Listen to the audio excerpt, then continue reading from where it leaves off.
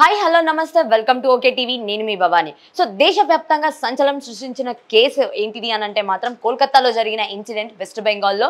దీనికి సంబంధించిన కొన్ని ఆడియో లింక్స్ అయితే బయటికి వచ్చాయి. ఇప్పుడు అవే ట్రెండ్ నడుస్తున్నాయి. అసలు ఏం జరిగింది ఏంటి అనేది అని అంటే మాత్రం ఆ అమ్మాయిని ఇప్పుడు కాదు ప్రీవియస్గా ముందు నుంచి ఏం చేస్తున్నారు అని అంటే నైట్ షిఫ్ట్ రెగ్యులర్గా నైట్ షిఫ్ట్లు వేయడము, లేకపోతే ఆమె ఒక దానికి ఏదైతే ఒకటి అడిగారో దానికి ఆమె నో చెప్పడం ద్వారా ఏం జరిగింది అని అంటే ఆమెని ఊరికే టార్చర్ చేస్తున్నారు ఏదో ఒక రకంగా. అలా టార్చర్ చేసుకుంటా ఇప్పుడైతే తన పరిస్థితి ఎలా అయిపోయిందని అంటే మొత్తం ఇక నైట్ షిఫ్ట్లు వేసేసి ఇప్పుడు ప్రజెంట్ తను ఈ లోకంలో కూడా లేకుండా చేశారు. మరి ఇలా అసలు ఎందుకు జరుగుతుంది ఏంటి, అసలు ఈ మిస్టేక్ ఎవరిది అనేది అయితే కొంత మంది అయితే మనతో మాట్లాడడానికి ఉన్నారు. సో కాలిన్లో ఉన్నారు డాక్టర్ పద్మ వీరప్పనేని అయితే మనతో ఉన్నారు. సో వారితో అయితే మాట్లాడదాం. నమస్తే మేడం. సో చెప్పండి మ్యామ్, అసలు ఏంటి సిచ్యువేషన్, అసలు కోల్కతా వెస్ట్ బెంగాల్లో చూసిన ఇన్సిడెంట్ అసలు మనల్ని ఎలా కదిలిచ్చింది?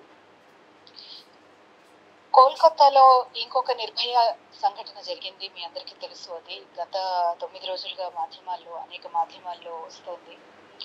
అన్ఫార్చునేట్ థింగ్ ఏంటంటే 78 సంవత్సరాల తర్వాత, స్వాతంత్రం వచ్చిన తర్వాత కూడా ఇంకా మహిళల పట్ల ఇలాంటి అత్యాచారాలు జరగటము, ఇంకా కూడా సేఫ్టీ ఆఫ్ విమెన్ అనేది ఇంత ప్రశ్నార్థకం అవ్వడం అనేది చాలా చాలా బాధాకరమైన విషయం. అదే కాకుండా మనకి నిర్భయ ఒక 12 ఏళ్ల కింద ఈ సంఘటన జరిగినప్పుడు, నిర్భయ సంఘటన ఢిల్లీలో జరిగినప్పుడు ఇంకొక మహిళ ఇలా అవ్వకూడదు అన్న ఒక సదుద్దేశంతో గవర్నమెంట్ కూడా చాలా మంచి లా తీసుకొచ్చారు. అప్పుడు నిర్భయ ఇవి, ఆ తర్వాత మనకి దిశ చట్టాలు, అనేక చట్టాలు వచ్చినా కూడా హద్దు అదుపు లేకుండా, అంటే ఊరు పేరు మారుతున్నాయి, మహిళలు మారుతున్నారు, కానీ ప్రతి నిత్యం మనం పేపర్లలో చూస్తున్నాం ఎవరో ఒకరి మీద అటాక్ జరగటము. నిన్న కూడా బెంగళూరు, అంతకుముందు ఉత్తరాఖండ్, ఇలా జరుగుతూనే ఉన్నాయి. ఈ పశ్చిమ బెంగాల్లో జరిగిన ఈ సంఘటన ఏదైతే ఉందో ఆ జరిగిన విధానము, ఆ అమ్మాయిని ఎంత టార్చర్ చేసి ఎంత ఇబ్బంది పెట్టి చంపారు అనే ఒక్క దీని మీద దేశం అంతా కదిలింది. ముఖ్యంగా వైద్యులు, పారామెడికల్ ఫీల్డ్ లో ఉన్న వాళ్ళు అందరూ కూడా దీన్ని చాలా సీరియస్ గా తీసుకొని ఐఎంఏ కూడా దేశవ్యాప్తంగా ఆందోళన చేపట్టిన సంగతి మీ అందరికీ తెలుసు. దీనివల్ల ప్రజలందరూ కూడా దీని పట్ల చాలా ఆందోళన వెలువచ్చుతున్నారు. ఒక్క ఇది ఏంటంటే, ఒక 36 గంటలు స్ట్రైట్ గా పనిచేసి అమ్మాయి ఒకే షిఫ్ట్ లో 36 గంటలు పనిచేసి కాసేపు రెస్ట్ తీసుకొని మళ్ళీ డ్యూటీకి వద్దామని వెళ్ళి ఒక సెమినార్ హాల్లో పడుకున్న అమ్మాయి మీద ఇలాంటి అత్యాచారం చేయటం ఇంత పాశవికంగా, దారుణంగా, అంటే ఊహించడానికి కూడా భయం అనిపిస్తుంది. కళ్ళగుడ్లలో గాజు పెంకులు, అంటే అమ్మాయి గ్లాసెస్ పగిలి ఆ గ్లాసెస్ గుచ్చుకోవడం కానీ, ఆ అమ్మాయికి మొహమంతా మూతి అంతా కొరికేయటం, అక్కడ నుంచి బ్లీడింగ్ రావటము, మెడ నులిమేయటం వల్ల నోట్లోంచి బ్లడ్ రావటము, అలాగే పెల్విక్ ఫ్రాక్చర్స్ అవ్వడము, పెల్విక్ గర్డిల్ అంతా ఫ్రాక్చర్ అయ్యి 2 కాళ్ళు కూడా పేరెంట్స్ అమ్మాయిని చూసినప్పుడు 2 90 degrees యాంగిల్లో ఉన్నాయి అని తెలియటం మీకు అందరికీ తెలుసు. అదే కాకుండా పోస్ట్ మార్టం లో కూడా అమ్మాయి బాడీ మీద జరిగిన అటాక్ వల్ల కలిగిన గాయాలు అవన్నీ కూడా దాదాపు 12 పేజీల పాటు డిస్క్రైబ్ చేయడం జరిగింది. ఈవెన్ వెజైనాలో కూడా 150 మిల్లీలీటర్ల సీమెన్ ఉందని అది చెప్పడం జరిగింది. ఇది ఒక్కరు చేసిన పని కాదు. ఒక వ్యక్తిని అరెస్ట్ చేయటం అయితే జరిగింది కానీ పోలీసులు, కానీ అది అతనే నిజంగా చేశాడా, లేకపోతే అతను ఊరికే కోయిన్సిడెంటల్ గా అక్కడ ఉన్నాడా, లేదు అతను ఏమన్నా కేసుని ఏమన్నా పక్కదారి మళ్లించడానికి అతన్ని తీసుకొచ్చి పెట్టారా ఏంటి అనేది సిబిఐ ఎంక్వైరీలో తేలవలసింది. ఏదైనా కానీ ఇది ఒక వ్యక్తి చేసిన ఇదైతే మటుకు కాదు. కనీసము 5-6 కలిసి చేస్తుంది, కానీ అలాంటి గాయాలు కానీ ఆ విధమైన ఇది కానీ ఉండదు. అండ్ పోస్ట్ మార్టం లో కూడా మల్టిపుల్ పెనిట్రేషన్స్ ఉన్నట్టుగా వైద్యులు కూడా నిర్ధారించడం జరిగింది.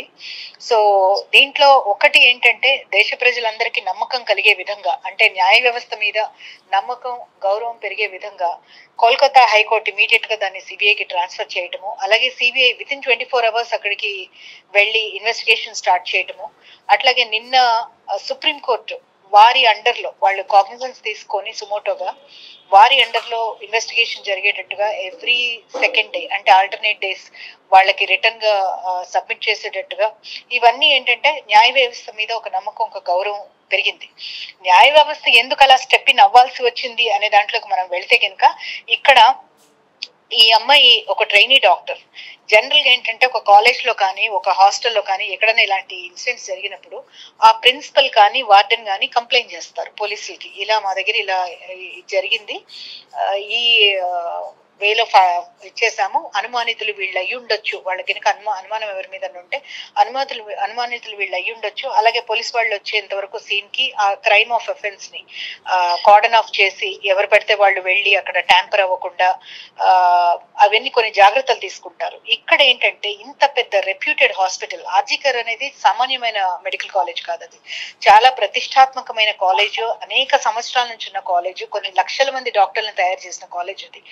అలాంటి ఒక చోట ఇంత కేర్లెస్ గా అసలు పోలీసు వాళ్ళకి ఇన్ఫార్మ్ చేయడమే చాలా లేట్ గా చేయటం ఒక ఎత్తు అయితే, పేరెంట్స్ కి అసలు ఫస్ట్ కాల్ చేసింది ఒక అసిస్టెంట్ సూపరింటెండెంట్, మీ అమ్మాయి సీరియస్ గా ఉంది రండి అని కాల్ చేయటం, ఆ తర్వాత అక్కడికి పేరెంట్స్ వెళ్తే ఆత్మహత్య చేసుకొని చనిపోయిందని చెప్పటము, ఆ తర్వాత వాళ్ళని శవం చాలా సేపు చూడనివ్వకపోవడము, ఇవన్నీ కూడా చాలా అనుమానాన్ని రేకెత్తించే విధంగా ఉంది. ఎందుకంటే దాచడానికి ఏమీ లేనప్పుడు నిజం చెప్పేస్తారు ఎవరైనా కూడా, ఇలా అయింది ఇట్లా ఇది, అంతేకాని ఇంత 90 degrees యాంగిల్లో కాళ్ళు ఫ్లే అప్ అయిపోయి అంత చూడగానే ఇది ఇక్కడ ఒక లైంగిక దుశ్చర్య జరిగింది, మర్డర్ అయింది అని తెలిసినప్పుడు పేరెంట్స్ కి అంత పెద్ద అబద్ధం చెప్పాల్సిన అవసరం ఏమిటి? అది లేదు. 2, అసలు ప్రిన్సిపల్ వెంటనే రిజైన్ చేయడానికి ప్రయత్నించడము, ఆ జనరల్ గా ఏంటంటే ఇలాంటి గ్రేవ్ ఇన్సిడెంట్ జరిగినప్పుడు ఈవెన్ వాళ్ళు రిజైన్ చేసినా కూడా గవర్నమెంట్ లో ఉన్న, ఇది government college, so government officials ఎవరైనా డిఎంఈ కానివ్వండి, హెల్త్ మినిస్టర్ కానివ్వండి, ఎవరైనా కానీ ఏం చేస్తారు, ఆ రెసిగ్నేషన్ ని ఇప్పుడే యాక్సెప్ట్ చేయం, పక్కన పెట్టండి, అతన్ని డ్యూటీస్ నుంచి పక్కకు జరపండి, ఊర్లోంచి వెళ్లకుండా అతన్ని ఎప్పుడు కావాలంటే అప్పుడు వచ్చి సహకరించే విధంగా చేయాలని పోలీసులు కానీ అడ్మినిస్ట్రేషన్ కానీ కోరుతారు. అలాంటిది ఏమీ లేకుండా అతన్ని వెంటనే పక్క మెడికల్ కాలేజ్ కి ట్రాన్స్ఫర్ చేసి మళ్ళీ ప్రిన్సిపల్ గా ఇంత ఫేవరెటిజం ఎందుకు చూపించారు ఆ ప్రిన్సిపల్ పట్ల? స్టూడెంట్స్ కూడా చాలా మంది చెప్తున్నది ఏంటంటే, ఈ ప్రిన్సిపల్ వచ్చిన తర్వాత ప్రామాణికాలు ఏవైతే ఉన్నాయో అన్ని పడిపోయాయి, టీచింగ్ పడిపోయింది, అలాగే ప్రతి చిన్న దానిలో అతను కమిషన్స్ తీసుకోవడం, అలాగే ట్రైనీ డాక్టర్స్ ని మెడికల్ స్టూడెంట్స్ ని విసిగించడము, వేధించడం, ఇవన్నీ జరుగుతున్నాయి. దీని మీద అనేక సార్లు కంప్లైంట్స్ చేయడం జరిగింది. కంప్లైంట్ స్టూడెంట్సే కాదు, ఈవెన్ టీఎంసీ ఎంపీలు కూడా, ఒక నేషనల్ స్పోక్స్ పర్సన్ కూడా తన కుమార్తె అక్కడ చదువుతోంది, ఆయన కూడా కంప్లైంట్ చేయడం జరిగింది. ఈ పర్టికులర్ ప్రిన్సిపల్ వచ్చిన తర్వాత ఈ standard of this medical college has gone down అనేది ఓపెన్ గా ఆయన చెప్పడం జరిగింది. అక్కడ విచిత్రం ఏంటంటే, ఆ ప్రిన్సిపల్ మీద యాక్షన్ తీసుకోకపోగా, ఆ కాలేజ్ ని మానిటర్ చేయకుండా వాళ్ళు ఏం చేశారు, ఆ టీఎంసీ ఎంపీని స్పోక్స్ పర్సన్ స్థాయి నుంచి రిమూవ్ చేశారు, విచ్ ఇస్ వెరీ సర్ప్రైజింగ్. అంటే ఒక కాలేజ్ ప్రిన్సిపల్ కోసం మీ ఎంపీని కూడా మీరు ఖాతరు చేయనంత బంధం ఏముంది టీఎంసీ గవర్నమెంట్ కి ఈ పర్టికులర్ ప్రిన్సిపల్ తో అనేది ఒక క్వశ్చన్. సో ఇలా అనేక విధమైన ఇచ్చేస్తారు. అంతేకాకుండా తర్వాత ఇన్సిడెంట్ జరిగిన తర్వాత medical college students, PG students అందరూ వాళ్ళు చాలా శాంతియుతంగా ప్రొటెస్ట్ చేస్తుంటే గూండాస్ ని పంపించి ఆ హాస్పిటల్ మొత్తం వ్యాండలైజ్ చేసి స్టూడెంట్స్ మీద అటాక్ చేసి హాస్టల్స్ లో చొచ్చుకొని పోయి చివరికి అక్కడున్న పోలీసులు కూడా పారిపోయారు లిటరల్ గా. అంటే హాస్టల్స్ లో దాచిపెట్టమని స్టూడెంట్స్ అడగడం, ఇట్లా చేయడం జరిగింది అక్కడ, which is very unfortunate. Goondas ఎప్పుడు వస్తారండి ఇలాంటి వాటిలోకి? అసలు వాళ్ళకి ఏం పని?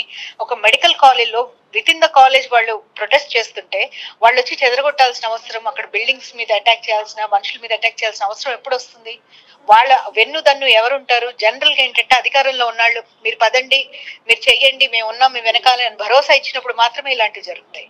సో డెఫినెట్ గా అక్కడ ఒక మహిళా ముఖ్యమంత్రి సిగ్గుపడాలి ఆమె ఇలాంటి ఇన్సిడెంట్ జరిగినప్పుడు. పోస్ట్ పోల్ టెర్రర్స్, ఎలక్షన్స్ అయిన తర్వాత ప్రతిసారి మహిళల మీద విపరీతంగా ఇట్లాంటి అకృత్యాలు జరుగుతాయి బెంగాల్లో. దాని మీద ఎన్నోసార్లు బీజేపీ కూడా పోరాటం చేసింది అక్కడ. ఆమె స్వయంగా హెల్త్ మినిస్ట్రీ మేనేజ్ చేస్తున్నారు, హోమ్ మినిస్టర్ కూడా ఆమె. ఇలాంటి జరిగినప్పుడు చర్యలు తీసుకోవాల్సిన వ్యక్తి ఆమె. ఇన్వెస్టిగేషన్ సరైన దారిలో నడుస్తుంది అని భరోసా జనాలకు ఇవ్వాల్సిన ఆవిడ రోడ్ల మీదకి వచ్చి ప్రొటెస్ట్ చేస్తుంది. ప్రొటెస్ట్ ఎవరి మీద చేస్తుందండి? మ్యామ్, అసలు కేసు స్టేట్ నుంచి సెంట్రల్ కి మారిపోయిన తర్వాత, అంటే ఏదైతే స్టేట్ నుంచి ఎప్పుడైతే సెంట్రల్ కి ఇచ్చారో ఆ కేసుని, అప్పుడు ఆమె రోడ్డు మీదకి దిగడానికి గల కారణాలు ఏమై ఉంటాయి మేడం? ఏదైనా కూడా అండి ఆమె దిగాల్సిన అవసరమే లేదు. ఫస్ట్ ఆఫ్ ఆల్ ఏంటి అంటే ఆవిడ చేసే ఇప్పుడు పోలీస్ డిపార్ట్మెంట్, హాస్పిటల్ అడ్మినిస్ట్రేషన్, పైన ఉన్న health minister, home minister, CM అందరూ గనక వాళ్ళు సరిగ్గా గనక డే 1 నుంచి ఇన్వెస్టిగేషన్ చేస్తే అసలు కోర్టు ఇంటర్ఫియర్ అవ్వాల్సిన అవసరం ఉండేది కాదు, సిబిఐకి ట్రాన్స్ఫర్ అవసరం అయ్యేది కాదు. అసలు ఇప్పుడు సుప్రీం కోర్టు ఇంటర్ఫియర్ అవ్వాల్సిన అవసరం ఉండేది కాదు. జుడిషియరీ ఇంత యాక్టివ్ అయిందంటే కారణం ఏంటంటే inefficiency of the state government. Complete గా బ్లాచప్ చేసిన ఇన్వెస్టిగేషన్ పక్కదారి పట్టిస్తున్నారు, అబద్ధాలు చెప్తున్నారు, సరైన వేలేచ్చేది. ఇప్పుడు జనరల్ గా ఇప్పుడు మన ఇంట్లోనే ఒక దొంగతనం జరిగింది అనుకోండి, ఏం చేస్తాం? ఫస్ట్ లాస్ట్ ఆ వస్తువు ఎవరు చూశారు, ఎక్కడుంది ఆ వస్తువు, ఎవరు టచ్ చేసి ఉంటారు, ఎవరు తీసుకొని ఉంటారు, ఇవన్నీ మనకు ఒక అనుమానం వచ్చినప్పుడు వాళ్ళందరినీ పిలిచి ఇన్వెస్టిగేట్ చేస్తారా లేదా?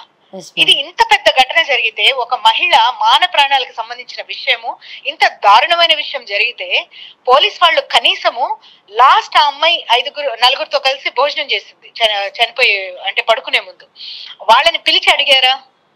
వాళ్ళు ఎక్కడున్నారు ఆ సమయానికని చూసారా? వాళ్ళ ఫోన్ కాల్స్ వెరిఫై చేశారా? చేయలేదు. వాళ్ళని కనీసం క్వశ్చన్ చేయలేదు.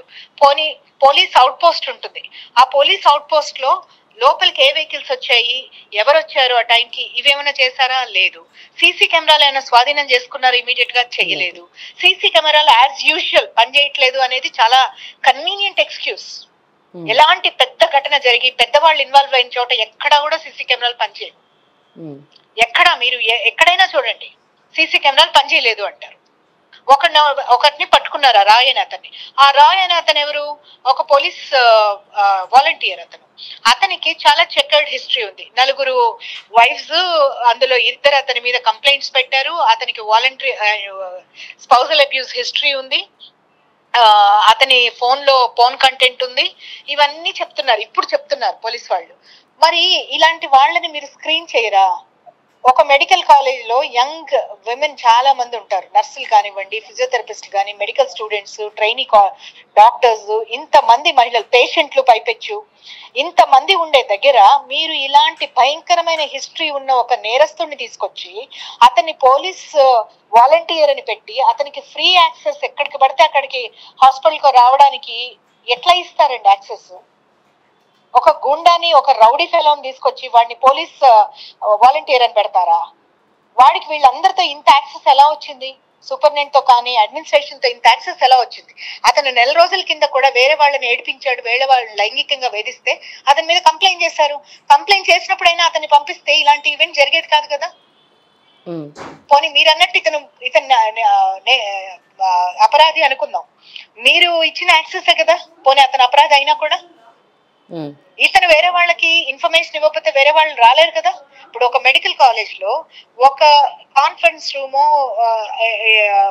సెమినార్ రూమో ఎక్కడుందనేది బయట వాళ్ళకి తెలియదమ్మా, బయట వాళ్ళకి తెలియదు. That is a information which will be there. ఆ హాస్పిటల్లో వర్క్ చేసే వాళ్ళకి, డాక్టర్లకి, స్టూడెంట్స్ కి, సెక్యూరిటీ స్టాఫ్ కి, క్లీనింగ్ స్టాఫ్ కి, వాళ్ళకి మాత్రమే తెలుస్తుంది, కనీసం పేషెంట్లకు తెలియదు. అలాంటిది ఆ రూమ్ కి యాక్సెస్ ఎలా వచ్చింది వీళ్ళకి? ఆ రూమ్ లో అమ్మాయి అక్కడ పడుకుందనేది ఎలా తెలిసింది వీళ్ళకి? తెల్లవారుజామున 3ంటికి అతను, వీళ్ళు చెప్పిన దాని ప్రకారం అతను ఇయర్ ఫోన్స్ పెట్టుకొని వచ్చాడంట. ఇయర్ ఫోన్స్ పాటలు పెట్టుకొని 3ంటికి వస్తారమ్మా మెడికల్ కాలేజీలోకి, హాస్పిటల్లోకి? 3 నుంచి 5 వరకు ఫినిష్ అయిపోతుంది. మొత్తం అందరూ వచ్చి వాళ్ళందరూ చేసి వెళ్ళిపోతూ ఉంటే ఆయన అక్కడ పడిపోయిందంట, అది పగిలిపోయిందంట. అది పగిలిపోయిన తర్వాత దాన్ని పేరప్ చేసి దాన్ని అరెస్ట్ చేశారు. అయి ఉండొచ్చు, నిజం కూడా అయి ఉండొచ్చు, ఒక్కోసారి టూ మెనీ కోఇన్సిడెన్సెస్ కూడా ఉంటాయి. కానీ అతను ఒక్కటి చేసిన పని అయితే కాదు. పోనీ అతను అంత నింపాదిగా పని చేసుకొని వెళ్ళి బ్యారెక్స్ లో, అది పోలీస్ బ్యారెక్స్ లో పడుకుంటాడా? అంటే సిస్టమ్ ఎంత ఫెయిల్ అయితే అట్ ఎవ్రీ స్టేజ్ ఫెయిల్ అయింది.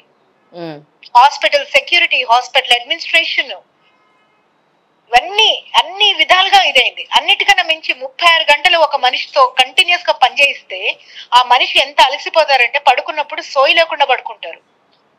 వాళ్ళ మీద ఎవరు ఇమీడియట్ గా వాళ్ళకి చెయ్యి వేసి చేసినా కూడా వాళ్ళకి తెలియదు, ఇమీడియట్ గా తెలియదు, అన్లెస్ బాగా పెయిన్ఫుల్ అయినప్పుడు తప్పితే. సో ఆ అమ్మాయి అసలు డిఫెన్స్లెస్ స్టేట్ అంటాను నేను అది. అంటే ఎంత అలసిపోతే బాడీ డిఫెన్స్ ఇవ్వలేదు ఇమీడియట్ గా. అదే ఇప్పుడు మామూలుగా మీరు మంచిగా ఒక 8 గంటలు పడుకొని రిలాక్స్డ్ గా మామూలు డే అనుకోండి, మీరు పడుకుంటారు. పడుకోగానే ఏదైనా మీకు అలికిడవినా లేకపోతే ఎవరైనా మీ పక్కన వచ్చి నిలబడినా ఏదైనా మీకు తెలుస్తుంది, ఒక్కొక్కసారి టక్మని కళ్ళు తెరుస్తాం. ఆ అమ్మాయి ఆ స్టేట్ లో కూడా లేదు అంటే ఆ అమ్మాయి ఆ 36 గంటలు పనిచేయడం అనేది అమానుషం అసలు. ఇది అన్ని కాలేజీలో కూడా చేస్తున్నారు. ఇది దయచేసి ఈ పద్ధతి మానేయాలి. ఎందుకంటే ఆ మనిషి విపరీతమైన శారీరకమైన గాని మానసికమైన అలసటకు గురైనప్పుడు ఇలాంటి వాటిల్లోంచి వాళ్ళు వాళ్ళు ఎంత అలసిపోతారంటే they will not be able to fight. First of all ఒక నలుగురు అమ్మాయిని కాళ్ళు చేతులు పట్టుకొని అమ్మాయి గొంతు మూసే టైం వరకు అమ్మాయికి తెలియదు. అదే ఇప్పుడు అంత అలసిపోయినప్పుడు ఇమీడియట్ గా ఒక అలికిడికో దేనికో మెలకు రావచ్చు. సో వీటన్నిటికి చాలా వాటికి ఆ మెడికల్ కాలేజ్ ప్రిన్సిపల్ బాధ్యత తీసుకోవాల్సి ఉంటుంది. పోలీసులు డెఫినెట్ గా ఇప్పుడు ఆ కేసు ఇన్వెస్టిగేట్ చేసిన పోలీస్ కమిషనర్ మీద కూడా చాలా ఆరోపణలు వస్తున్నాయి. గతంలో కూడా ఒక భయానకమైన ఒక రేప్ అండ్ మర్డర్ కేసు కూడా ఆయన దీంట్లోనే అంటే దాన్ని బయటికి రాకుండా చేశారు అనేది నిన్న స్వయంగా సుప్రీంకోర్టులో లాయర్స్ చెప్తున్నారు. అది సుప్రీంకోర్టు నిన్న మీరు ఫాలో అయ్యి ఉంటే దాంట్లో చెప్తున్నారు వాళ్ళు. సారీ సుప్రీంకోర్టు కాదు, హైకోర్టు ఆర్గ్యుమెంట్స్ లో ఒక లాయర్ చెప్తున్నారు గతంలో ఇదే పోలీస్ కమిషనర్ అతని పక్కన తీసి పెట్టండి దయచేసి ఇన్వెస్టిగేషన్ లో పార్టిసిపేట్ చేద్దాం. మరి ఇదే పోలీస్ కమిషనర్ నిన్న ఆర్డర్స్ ఇచ్చారు నిన్న మొన్న. ఏమని అంటే తారుమారు చేస్తున్నామని ఎవరన్నా ఎక్కడైనా మీడియాలో మాట్లాడినా పేపర్లలో వచ్చినా వాళ్ళ మీద కేసులు పెడతాము పశ్చిమ బంగాల్లో అని.